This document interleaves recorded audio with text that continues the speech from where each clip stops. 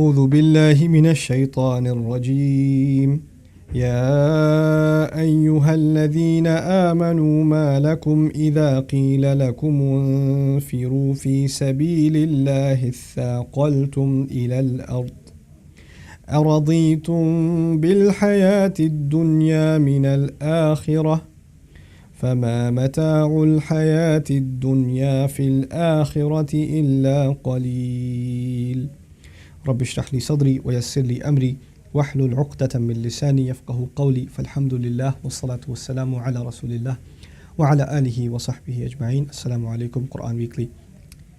Allah Azza wa Jal says in the 38th ayah of Surah At-Tawbah, Ya ayyuhal ladhina amanu, those of you who claim to believe, ma lakum, what is wrong with you? إِذَا قِيلَ لَكُمُ انْفِرُوا فِي سَبِيلِ اللَّهِ, when it is said to you, march forward in Allah's path, إِثَّاقَلْتُمْ إِلَى الْأَرْضِ, your feet get dragged, you people become planted towards the earth.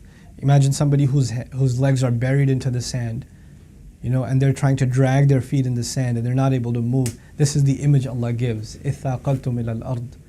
Why would Allah give this image? I chose this ayah especially for the young people in our audience.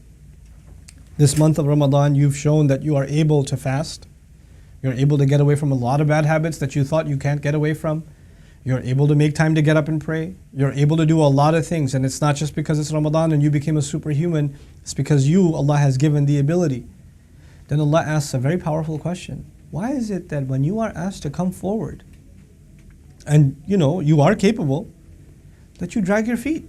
إِثَّاقَلْتُمْ إِلَى الْأَرْضِ. And this is a question asked to believers, and the believers are being asked, أَرَضِيتُمْ بِالْحَيَاةِ الدُّنْيَا مِنَ الْآخِرَةِ. Are you people content with worldly life as opposed to the next? Now, why would Allah ask that question to believers? It is as though Allah is saying people who don't believe are obviously content with this life, because they have no concept of a next life.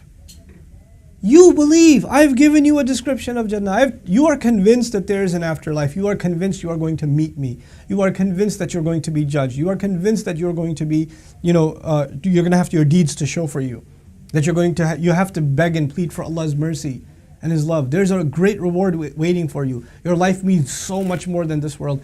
How could you drag your feet when I'm telling you to go in the path of Allah? By the way, why is it called the path of Allah anyway?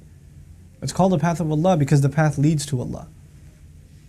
The struggle you make for the sake of Allah, every step you take, every discomfort you go through, is bringing you one step closer to Allah. That's why it's called Allah's path.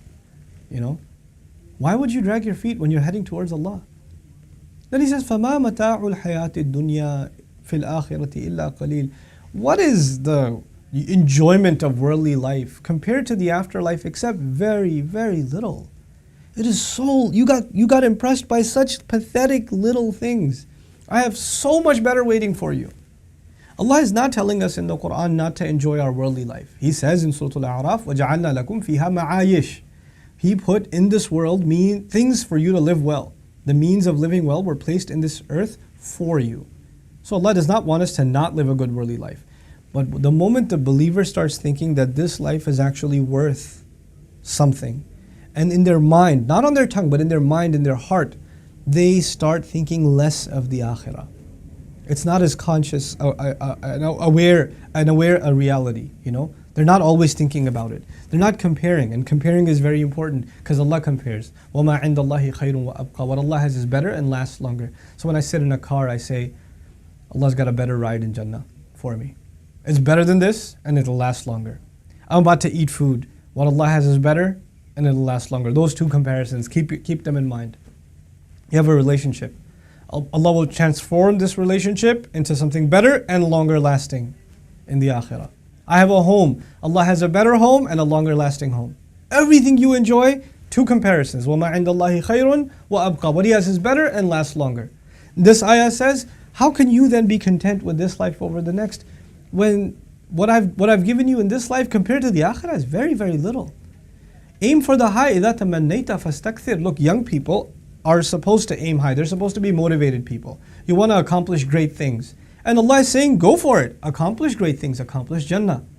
And when you develop that attitude, I tell you, things in this world just fall into place. You won't have to run after dunya. It'll run after you. You won't have to seek it and pursue it. It'll pursue you because you're pursuing Allah. You're pursuing the akhirah. One of the most powerful lessons in the Quran I ever learned is how Allah submits the skies and the earth to the service of the believer. It's a very powerful idea. Inshallah, another reminder I'll give you on just that. How does Allah bend the rules, what we call the rules of nature, to the service of the believer just because they're pursuing the akhirah, just because they're pursuing Allah? This is the attitude young people have to develop. Don't get caught up in this weak worldly life. Have higher aspirations because Allah expects great, great things from you.